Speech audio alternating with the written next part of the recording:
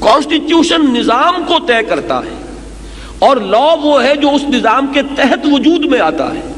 لا بدلتا رہے گا. کانسٹیٹیوشن یہ طے کرے گا کہ کون ہے قانون ساز ادارہ, کون قانون بنائے گا, کس کو اختیار حاصل ہے. کانسٹیٹیوشن طے کرتا ہے ساورنٹی کس کی ہے. کانسٹیٹیوشن طے کرتا ہے کہ یہاں کے رہنے والوں کے حقوق کیا ہیں. کانسٹیٹیوشن طے کرتا ہے کہ یہاں جو ساورنٹی اگر ہے عوام کی فرض کیجئے تو کیسے ایکسرسائز ہوگی.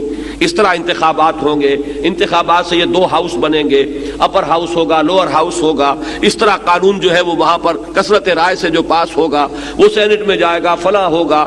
یہ سارا جو نظام ہے یہ کس نے دیا؟ دستور نے.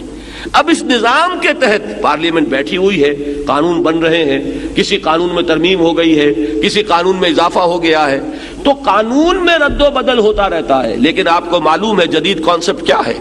دستور کو حتی الامکان اس کو ہاتھ نہیں لگایا جاتا. دستور میں تبدیلی کو بہت مشکل بنا دیا جاتا ہے. قانون میں کثرت رائے سے فیصلہ ہو جائے گا, اور دستور میں آپ کو معلوم ہے 2/3 اکثریت ہو اور اس طرح کا معاملہ ہو. دستور کے بارے میں کوشش زیادہ سے زیادہ یہ ہوتی ہے کہ اس کا تسلسل ہو, اس کا دوام ہو, اس میں تبدیلی نہ ہو. لیکن یہ ساری باتیں پاکستان کے حوالے سے بے معنی ہیں. ہمارا ملک وہ ہے, یہ ساری باتیں اصولی اعتبار سے کہہ رہا ہوں, ہمارا ملک تو وہ ہے. میں نے اس سے بھی پہلے وہ شعر کوٹ کیا ہے کہ اس سوچ میں کلیاں زرد ہوئیں, اس فکر میں غنچے سوکھ گئے, آئین گلستاں کیا ہوگا, دستور بہاراں کیا ہوگا. یہاں تو یہ کہ خاموشی گفتگو ہے, بے زبانی ہے زباں میری. تو بے آئینی ہی ہمارا آئین ہے, بے دستوری ہمارا دستور ہے. وہ بی پی سی رپورٹ لیاقت علی خان کی یاد کیجئے, 48 وہ ریجیکٹ ہوئی. اس کے بعد 56 تک معاملہ چلتا رہا, دستور بنا.